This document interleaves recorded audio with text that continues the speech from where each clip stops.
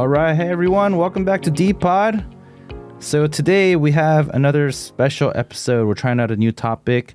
Today's topic, well, I'll introduce it soon after I introduce who's on here right now. So say hello, guys. Hi. Yo. Hello. Hi. So we have a Toph and we have Genji. We have Agape in today. Yo. And our topic is, why do people at Gracepoint ... All right, so I asked these guys to kind of think about, like, when they think about our church, like, or like when they either like came or things that they were kind of surprised about, or maybe they weren't personally surprised about it, but maybe these are questions they've gotten before, like, hey, why do people at our church blank, you know? And so they came up with some, all right, and so we're just gonna go through these and see how you guys would talk about it and how kind of we understand these things at our church. So the first one that I have here, all right, I think this was submitted by Agape. Wait, was this Agape? No, it was not me. Who was this? I think it's this is Toph. me. This is Toph? Oh, yeah. So it says, why do people at Gracepoint drive minivans? They're expensive and they don't look great. It's literally what it's I think written. they look nice. Yeah, I mean, They do. who says they don't look nice? I guess it's just me. Come on, Toph. Yeah, but Toph, so why did you write this one? Yeah, so I mentioned in a prior pod, but I joined our church in college when I was at UCLA, and I just noticed right off the bat that most of the staff mentors for the fellowship at UCLA drove Honda Odysseys or Toyota Siennas, and I just thought that was interesting that, yeah, like everyone drove those cars, and I think at the time, not a lot of people had kids either, so it wasn't that they were like, you know, getting it to drive their kids to school necessarily. So I just thought it was interesting that people drove minivans. Yes. So it's the combination of people who are like either single or, you know, even if they're married, they don't have kids yet. And then yet they drive a minivan, and it's sort of like, and then it seems to be common too. It's not just like one or two people, but like a lot of the people in the church. And like sometimes we joke about how like, when we go on trips, it looks like a Honda commercial or something. It's like a caravan of Honda Odysseys. I remember there was this one Zion trip that I led with All Coin back in like 2019, I think. Genji's, your guys' senior year. And then there was like, I think there were like 80 people on that trip. And so there were like a lot of cars, and they were like all Honda Odysseys. It was amazing. If I'm doing my math right, that should be 10. Yeah, I think it was at least 10. It was at least 10. No, it was more than 10 because we didn't fit 8 people in a car. I think it was like 6 per car or something. Wow. Because it was like it was like a 13 to 15 hour drives one way. So, so yeah, we'd pull into the gas stations and stuff, and it's just like boom, boom, boom, yeah, awesome. And then actually even recently, because I drive a Chrysler Pacifica. So, I'm so different because, I don't have a Honda Odyssey. But anyways, so I was at this a training for the Send Network, and one of the guys, after we're coming out to the parking lot, and then we're all going to our cars, and then I like open up my Chrysler Pacifica, and he's like, "What? You drive a minivan?" And then this is like I mean, he's like a dad of 3 too, and I'm a dad of 2, and then and still he was surprised that I drive a minivan, which I'm like, maybe you should drive a minivan. It's getting tight in that sedan back there. Yeah. So. But anyways, yeah, I mean, we make fun of this, but so I don't even know how to answer this. But anyways, any of you guys have any thoughts on this? Like, why is that the case, I guess, at our church? Yeah, so I think one thing that you actually mentioned about it when you mentioned about the field trip story where we had like the entourage of minivans pull up into the gas station. I think that's one thing that started to get me thinking about this a little bit more when I was in college. I was actually going on long trips, and it's actually just a lot more comfortable going on a long trip in a minivan than in like a sedan or something. Like, and you can fit more people in the car too. So each car, like for one of the trips I went on, we took a trip to Utah. It's like a 10-hour drive or something, but each car had like 8 people, so it felt pretty poppin' in the car. Like you can kind of talk with like 8 different people on the way, and there's a lot of cool things I learned about people on the way there, but I can imagine being in a smaller car, it would have been a little bit harder to like kind of facilitate that or feel as like, full and as exciting and stuff. But also, I guess too, because those larger trips, like DP just mentioned, like if we're taking like 60 people to a place, it's a lot easier to do that if we have minivans as opposed to like sedans. That's like, potentially double the amount of cars if we all drove sedans or something like that. So in terms of like transporting a lot of people and the fact that we do like a ministry that involves like on bigger campuses, especially like we're potentially meeting more people. I felt like minivans like kind of made sense in that sense, like a bit more optimal. Yeah. So I think it is just a practical choice for a lot of people because a lot of people at our church are involved in, doing ministry, and especially if you're in college ministry, you're often giving people rides and things like that. And pretty soon we always run up against, like, especially in a church plant, we run up against the we don't have enough spots issue, right? And so I think that like often motivates people to get bigger cars and things like that. And yeah, it's kind of funny though talking to this group. I was just thinking because you guys are like defending the minivan, but then none of y'all drive one. So I used to have one. oh yeah, Agape used to have one. Yeah. Actually, minivans were for a long time my dream car. Just practically speaking, like just more room. Well, you're weird. More seats. Yeah, I am weird. Yeah. I also, want to be a dad, and You just equated dad with minivan. That's funny. Well, my dream car was a BMW 335 Xi, so it was not a BMW, or it was not a minivan. So my first car out of college, was a Kia Optima. I loved that car. It just recently got totaled in Chicago, but yeah. So and Genji just honestly, he just went straight for the truck. So yeah. Oh no, I had a minivan. I had a Toyota Sienna. Oh, you did? 2010. 2010. Oh wow. Sienna. My parents drove across the country and gave it to me. Oh my Wow. goodness. It was crazy. Wow. Yeah. Wow. I told them the price they would cost to ship the car across, and they were like, "What? Like $1,500? We'll just drive to you." And then it was like, "Wait, are you serious?" Like, you're just so they drove across the country, and they were so paranoid about like not running out of gas that they actually strapped this like gas tank, like a big plastic jug of gas inside their trunk. Whoa. And so when they showed up, it was in there, and they had all these ties tying it together so that it wouldn't spill. Wow. I was like, "What? What is this?" Wait, where did that? What happened to that car? Oh, I sold it. I sold it when I moved to Philly. Oh, and they then you needed got a the truck out there, so I bought a truck and I sold it. I see. Oh, so you had a minivan before. Oh, I didn't know that. Okay, I stand corrected. Actually, 2 out of the 3 I'm looking at. But Toph here has a... Never bought a minivan. Yeah, what do you have? Like a Honda Civic or Honda something? Civic, yeah. So, yeah, that's cool, man. Good gas mileage. Love that MPG. Yeah, that's funny. All right, well, anything else to say about this topic before we move on? I guess for me, I mean, I'm from New York, so I was just surprised everybody drove. I was like, what? You all have licenses? You're guys just all on a drive? different level. Actually, that is interesting because I grew up without a car. So I had a similar experience kind of, but I guess I knew that most people drive, at least in California. But I was just like, wow, it's nice that people drive. It's like not the case. It's like increasingly the case that people don't, like people come into college not really driving. Yeah, because like I feel like Gen Z and younger, they're not really into driving for some reason compared to previous generations, at least from my experience. But yeah, kind of interesting. All right. Okay. Well, let's move on. Let's move on to the second one. This one says, why do people at Gracepoint all have Macs? That's interesting. Is that even true? Does everyone have Macs? Everyone in our Chicago church staff team does, yeah. Oh, yeah, that's true. Yeah, that's true. interesting. Yeah. Yeah. Giselle has a Windows. Oh, she does. No, that's her work laptop. And I think I asked her, I was like, oh, hey, you have a Surface. Because I used to have a Surface, actually, pretty recently. And then she like looked at me sheepishly and said, oh, no, it's my work laptop. So, but it was kind of weird because she said it like almost like, oh, yeah, like, I'm not supposed to have this, I know. Oh, wow. No, we don't have anything against Windows machines here. So funny. I'm not supposed to have this. I don't know if she actually felt that way, but that's the vibe I was getting. Yeah, I mean, for the record, I used to own a Surface. Actually, yeah, I forgot about that. I had a Surface for a while. It just got stolen at IT in Alameda, though. Oh, man. sad. I didn't end up replacing it. So Yeah. yeah, but I guess well, a lot of us have Macs. So why is that? I guess.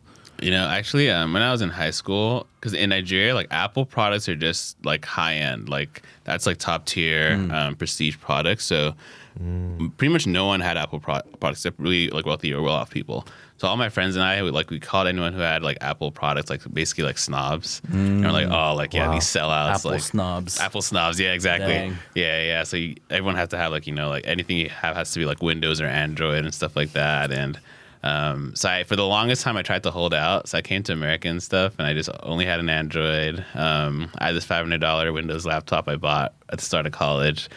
And then over time, like, in some way, it just kind of became like a little bit harder because most people I knew had like Apple products.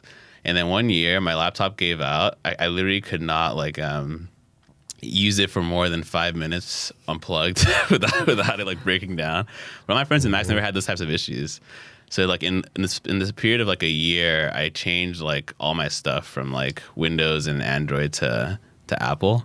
So you sold out? I sold out. Yeah. I felt so embarrassed actually at first. I didn't tell my friends for a while. I was like, oh man, they're gonna make fun of me. Wow. Yeah. That's interesting. But Have you told them now? I haven't told them yet. Well, if they're listening to this, they're gonna know. We don't want to out you like that. So yeah, no, that's interesting though, because I do think that's maybe the tension behind if anyone ever has this question. I mean, I know we just made these up, but like, but Agape was sharing with me earlier that like he did kind of think about that when he first came, because like Apple products are expensive, right? And like, and I think that was especially the case like when Agape was in college, when I was in college. Like, I when I came into college, I had Windows too, actually. So I had a Windows laptop, and I had never used a Mac before, actually. So like, all I knew was Windows. I kind of looked down on Mac users too, because I heard everything. Like, I was into customizing your laptop, and I remember in high school I had like this like old HP laptop that I would like open up and I would replace the RAM. And dude, now I got 4 gigs of RAM. Wow. Like, that was like crazy back then. I remember doing that too. Yeah, it was so fun. Yeah, like, yeah. and so that was a part of like my hobby, like kind of really into computers and things like that. And then I had this campus job where at the Berkeley campus where they issued Macs to everyone. And so then there I got to use Macs for the first time. And then, just to be honest, I just fell in love, because I was like, this is just better.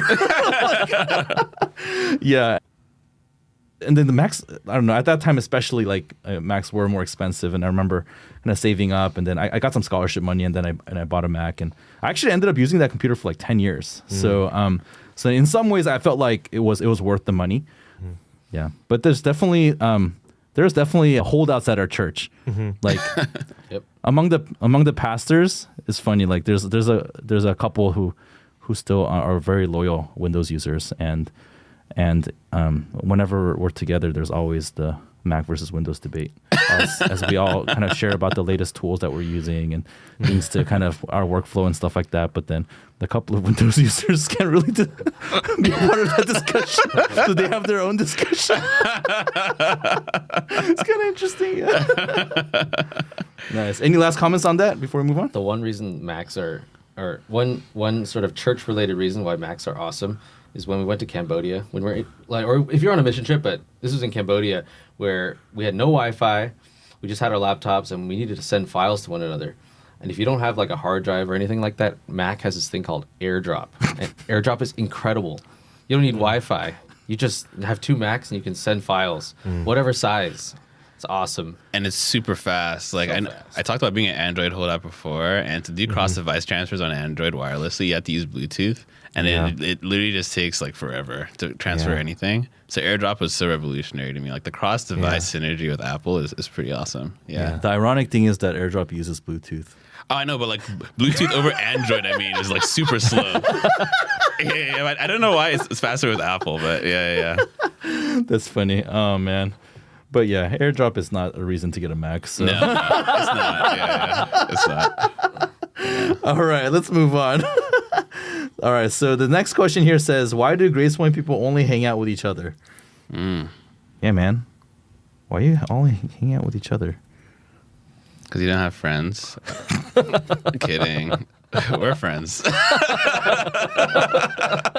how come you don't hang out with anyone else besides us? What do you guys think about this? Yeah, I thought about this when I was in college, primarily because as I was trying to get integrated into church community after becoming Christian. In some ways, there was just like a lot of things going on at church that I wanted to be a part of, because I wanted to like grow my faith and try different things out, like do different things to try to grow my like identity as a minister, go on mission trips and stuff like that. And the result was that as I was learning all these things and doing this type of stuff during my time in college, I wasn't spending as much time with my friends as I was before I'd become Christian. So initially I felt like, oh man, I'm kind of missing out on hanging out with my friends outside of church. And I was kind of like fearful of them kind of viewing and ostracizing me. Oh, this guy all of a sudden, like this thing about his life changed and he doesn't care about us anymore. So I kind of felt like, oh, like I can't be the only one kind of feeling this type of experience, but it doesn't seem like anyone else really spends a lot of time with people outside of church. So I thought about that for a while, but I think as I graduated from college, I think that kind of like showed me more of a reason why that was beginning to take place when I was an undergrad. It's I think it primarily has to do with the fact that as I kind of chose what I wanted my life to be about going forward after I became Christian, the natural result of that was that my life would naturally diverge from those who didn't want like the same thing.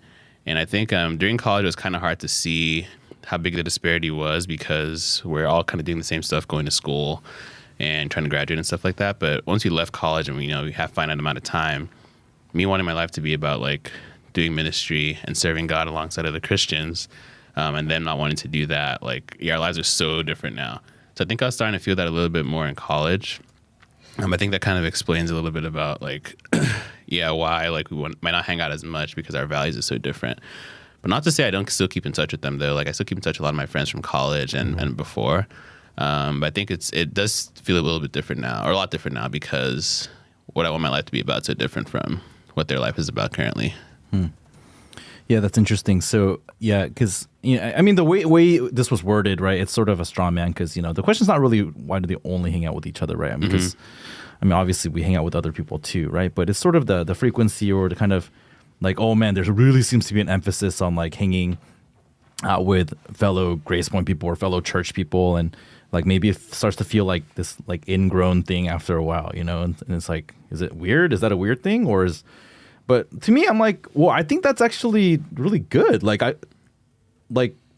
if the Christians at our church want to hang out with each other and want to be with together, that means they love each other. That means there's affection, and that's not a. Like we could paint that in a bad way, but let me just like judo that and like let's paint that in a good way. Like that means people like each other and feel comfortable around each other, and that's good, right? And so then I think the concern here is that the community would get too insular though, and that's where being on mission helps a lot, right? Like Right. I think it's not the case that we're always hanging out with each other. Actually, it might seem that way, and I mean we do see each other often, right? And it's often to read God's word together, to pray, to meet, to strategize, and occasionally we're also hanging out and having fun. But and there's scriptural basis for that, right? Like to not give up meeting together, right? As is the habit of some. But the reality is that we're spending a lot of time, trying to meet people as well that we're trying to reach and minister to, right? And so then maybe this question is, it could also be about like, what about other friends that you have? Yeah, and I think those other friends, like Toph was saying, you do try to keep up with them, right?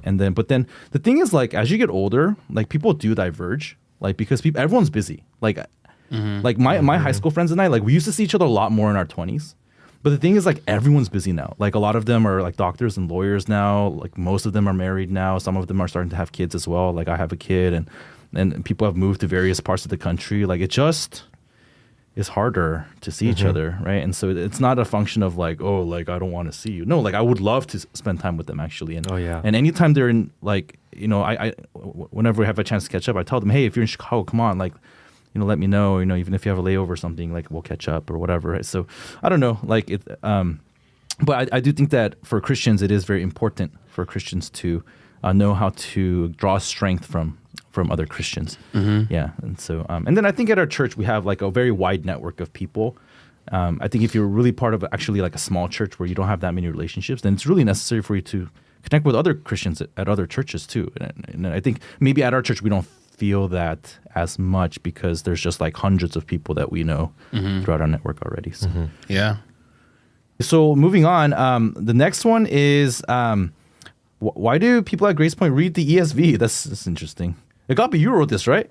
I did, yeah. All right. Why is this? I've never heard this question before, actually. So, what is the question behind this? Well, I guess for me, when I started coming to our church in college, I was like, oh, it's interesting. They're not reading NIV because that's what I was used to growing up. Like all like 18 years of my life, we used NIV, and then I heard other staff telling me, oh, we used to read NIV too, but now we're in ESV. So, and then I heard an explanation back then, and I don't really remember it now. So as we were having this discussion and thinking about this topic, I just brought this question up. Yeah. Oh, so you're just like literally curious.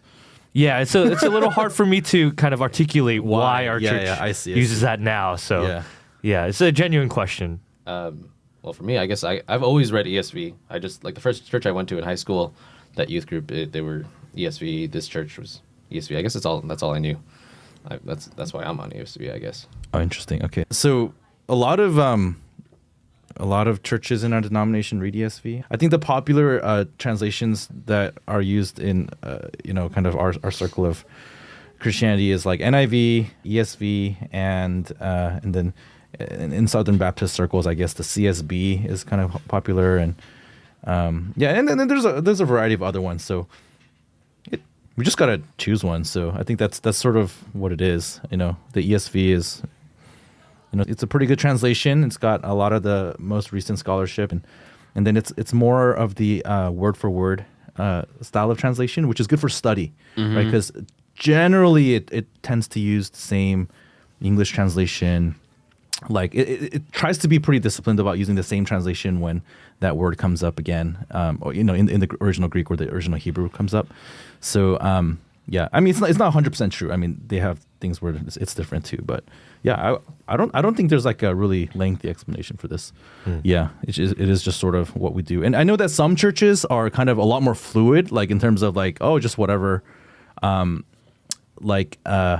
So I know some churches, they'll like, even the preacher, like in the same sermon, they'll, switch from ESV to NIV to NLT to whatever, and like just kind of whatever. And I occasionally do that too. When I feel like a particular translation is more helpful, then I'll switch it like in my message. But it's true that like 99% of the time we read ESV, like everyone does everything from ESV. I think the benefit of that, of just having something that's synchronized, is that everyone uses the same language, right? Like, and everyone kind of uses the same wording, and you memorize the same wording, and there's power to that when everyone speaks the exact same phrasing.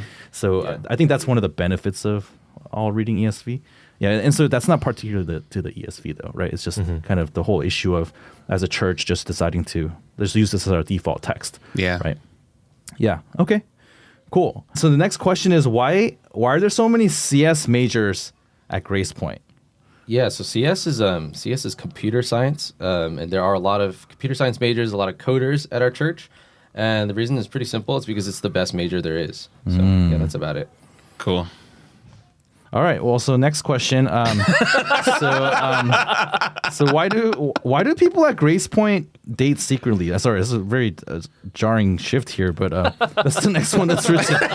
Why do people at Gracepoint date secretly? And I think what Agape, we talked about this earlier, and what you mean is, why do people date discreetly, right? Yeah. So it's not that people are like dating secretly. Like people generally like tell each other that they're dating, but it's sort of this idea that you don't tell people, especially early on, like who you're dating. Yeah. Right? And people sometimes kind of find that weird, right? And then sometimes people have this experience of like, maybe some students, maybe like, and maybe actually some students don't find out that their staff, for example, are dating until like a few months in or something like that, and they're like, oh, why is that, right? So just to kind of lead into this topic, I learned this new term recently. There was this New York Times, one of these like quizzes about like, do you know your modern dating terms? I was like, oh, what are these modern dating terms? And so I like took it and I got like everything wrong. So I'm like, no, I don't know my modern dating terms apparently, right? And one of the terms I learned was soft launch.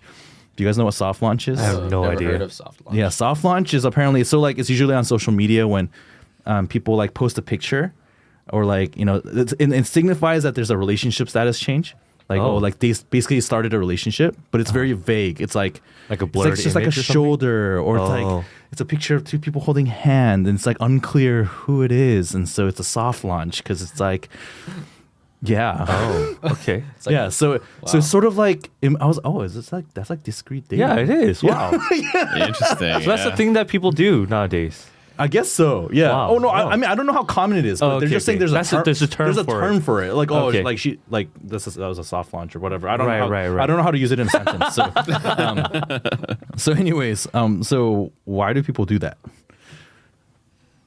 Well, I can speak to my own experience. Yeah. Because I guess when I went into dating, my idea was that like I knew that it was going to end either in marriage or we're going to break up, and if we're going to break up, I really wanted that to be as emotionally painless as possible without as much drama.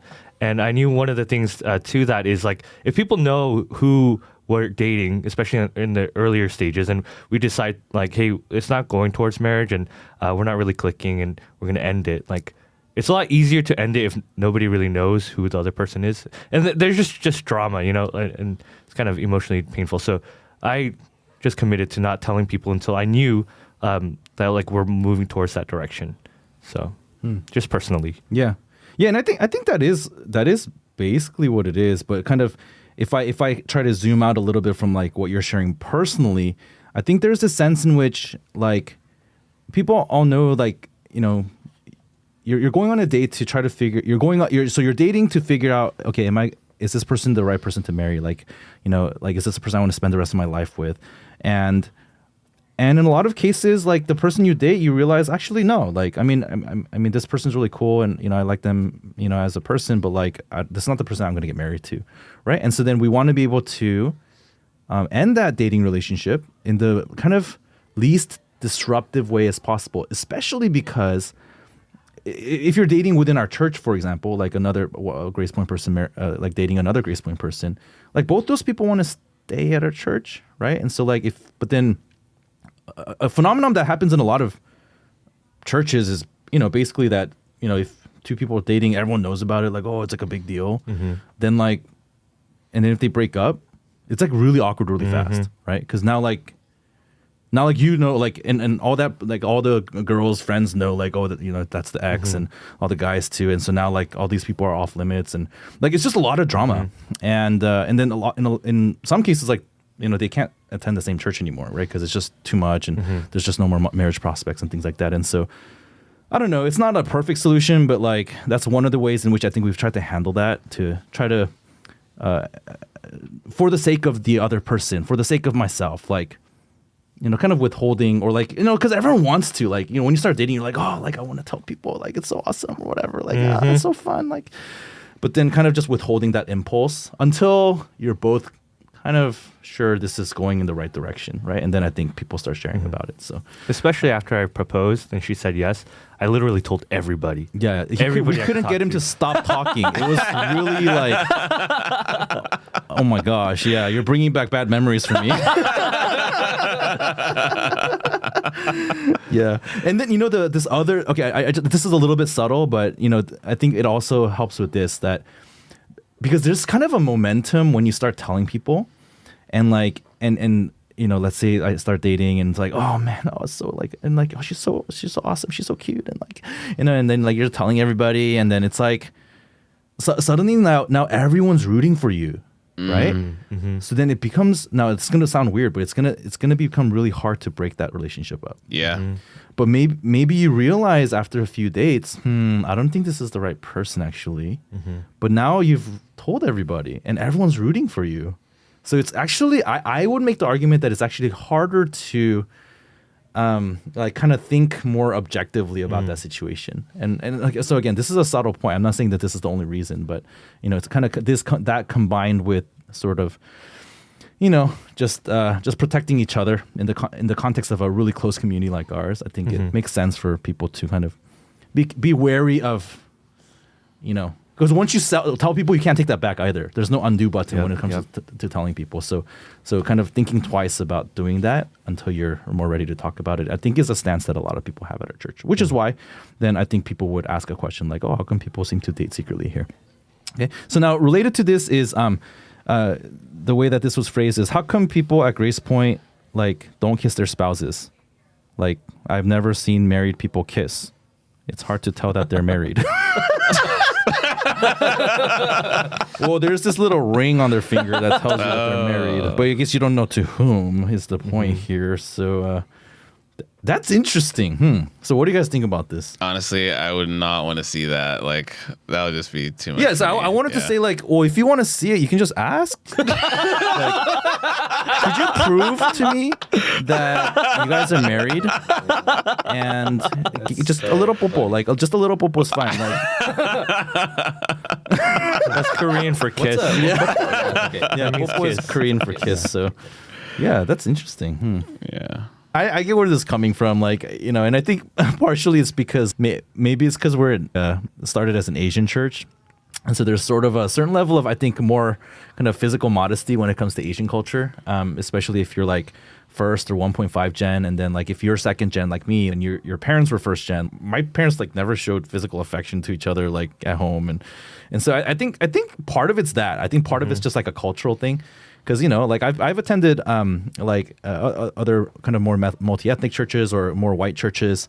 Like, for example, when I was in college, when I was visiting back home and things like that. And I noticed, people are a lot more affectionate and things like that with their spouses. And, they're like hug during praise times and like, sway together or whatever. And just like, so there's a certain culture of that. Like, I guess all I'm saying is that there's a variance within the Christian world. And so, I don't think this is something that's like, we were like, oh, we're just like really against that. Now, I do think that there's an element of this that's sort of because we're a college, like for a lot of our locations, we're very college focused. And because for college students, this is such a sensitive and kind of sore spot area, we just don't want that to become a distraction. Like, because I think it could become a distraction for sure, right? And so if we're trying to become a church where when we're gathering, people can really focus on God and His Word and what God is trying to say to them, then we would try to remove anything that's distracting. So, that would be sort of my answer to that. Yeah, I would just say that was really personally helpful for me. Yeah, I was, I may or may not have been in that position before, being sad and down about dating. Yeah, you're just kind of a sad puppy that you didn't have a GF back then or something. Yeah, sad puppy. Well, thank God for Huna.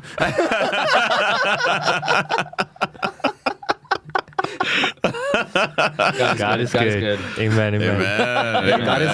God is good. Yeah. But you came in and it was a very like kind of flirtation free kind of like an environment where you could just focus and get to know people, and like we try not to draw attention to that area of our lives. So but definitely if you want people to show more affection in front of you, you can ask them, I think. Don't ask me, because I'm not. I mean, I'll show other types of affection, not kissing. Maybe it's a culture thing, like you were saying, but You wrote this question. I did, but I'm not gonna kiss Marie in front of people. Okay. Yeah, that's this all. conversation's getting really weird. Yeah. I can share something on this. I was going to share this in the dating podcast we did before, but I didn't get a chance to. But I personally really struggled with the area of like romance and like romantic relationships and stuff in college. So I think when I first became Christian, one of like the first thoughts I had like soon after that was I need to find Mrs. Oyebolu like ASAP. Like this is like right after you became Christian. Like probably like a few months after, I was like, okay, like because the group I was going to at the time, a lot of people were dating, and it was like very clear who was dating who. So they were very like externally like affectionate towards each other. And I was like, oh man, like that looks really nice. Like I want that too. So like that was on my mind a lot actually. Like when I go to like fellowship gatherings and stuff like that. And when I came to our church initially, I noticed that right away that wasn't really like a thing. Like people who were married weren't like doing like PDA or anything like that. And I wasn't really sure who was dating who, if any students were dating it or anything like that either. So it just kind of felt like, oh wow, like because I'm not seeing a lot of that, like it's not at the forefront of my mind as much. And it's like, oh, maybe this is a place I can actually like grow because I can like actually try to grow my relationship with God and other Christians without worrying about like dating and stuff. So that's one thing that actually drew me in initially. And I was like, okay, like, yeah, maybe I shouldn't just rush into like trying to find, a wife right away. Maybe I should actually like, become like a functional Christian first. Yeah, that's funny. Yeah. Yeah, there's a lot more to growing in Christian life than finding your perfect wife or your perfect husband. And although that is a huge part of it, which, we've been doing those the dating podcast, which I know we haven't released the sisters one yet, is because we haven't been able to record them because people started getting sick. So anyways, that's my I'm just like throwing my excuse out there right now, but we'll get to it. All right, so now kind of circling back. Okay, our last thing is so we aren't going to ignore the CS question. Okay, so like I know we just moved on earlier, but all right, so coming back to that.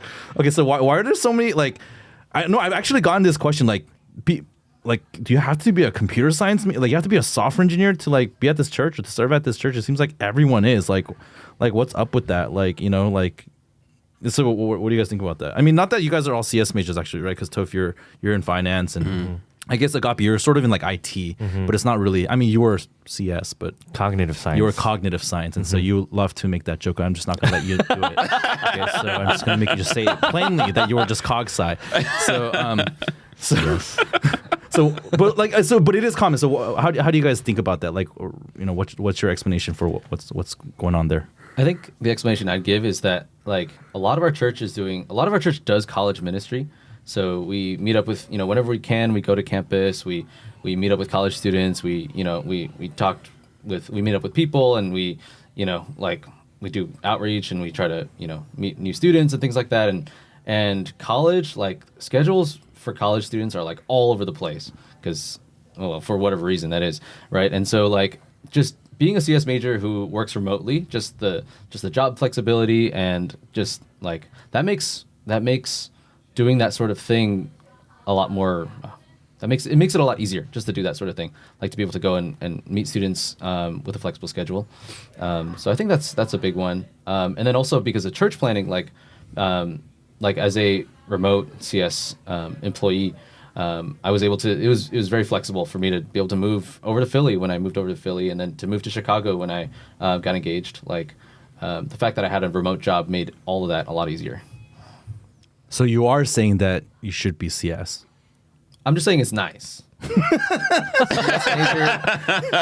My explanation to the CS thing is actually just a lot more like situational, because like most of our church still, like most of our team members, post-grad team members are from Berkeley. Like, I know that's increasingly not the case, but like Berkeley, Bay Area, like that's the job to get. Like, I mean, I think our church roughly reflects actually the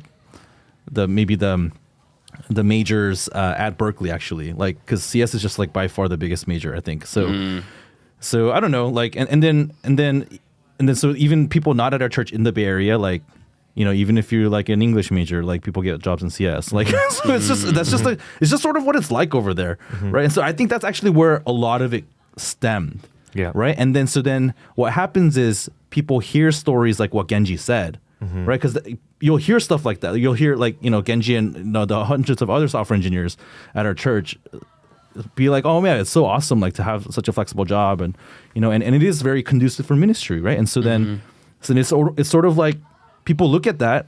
Like I have a lot of friends, even in my peer class, who they started as something else, right? They started as an engineer, like just more straight up engineer, or they started as a teacher or something like that, and then they really enjoyed that. Like that was like one of their passions. And then like as they kind of did more ministry, the ministry started to become a passion in their life, right? And then at a certain point they wanted to, oh man, like actually I wish I could do more ministry, right? And so then they look around, they're like, huh, like I kind of wish I had a job situation like that guy, like that Genji guy over there. And then and then like some of them end up doing like coding boot camp, and then like and then they end up getting software engineering jobs, right? And so then they're happy because they make like twice as much as they did before, and they work half the hours or something like that, right? So then they're happy, and then now they get to do ministry, and so everything's great. So I feel like that has happened enough times at our church where now people just all hear about it, and so then now it just seems like, oh, that's what you're supposed to do or something. But like I don't know if I would say that's what you're supposed to do, but I totally get why someone would do that, right? It's sort of how I would explain it to people. So is it the case that a lot of people at our church, I think like an inordinate number of people at our church are CS majors, or even if they weren't CS majors, they are working in a software engineering job right now? Yeah, that's the case. And actually, that was me too, because I was industrial engineering college, but then I basically ended up doing software engineering for my job too, right? So, and for me, again, it was because that was like I just liked that job better than the other ones that were available to me in SF. So, so yeah. Anyways, hopefully that's helpful. And I think all of that kind of ties back to sort of, I think something that's really important to a lot of us at our church, which is sort of being mission minded and kind of making our life decisions around building the church together, right? So loving God and how we love God is what we love our neighbors, we love one another, right? First towards the household of God, and then we invite those who are outside the household of God to come in and join the joy and the happiness. And yeah, I think we need to end there. So I don't know if you guys can hear it in the recording, but there's a lot of noise and joy happening downstairs right now because there's some visitors in town, and I think they're hanging out downstairs, but we're stuck up here in the studio and not able to join in the joy. So let's go do that soon. Let's do it. All right, let's do it. All right, here we go. Should we do a live outro again? No. All right, no. We only do that once. All right, thanks guys for stop it, Agape, stop. Thanks for listening to D-Pod. As per usual, if you have any questions, leave it on the forum. All right, see you guys later. Bye, y'all.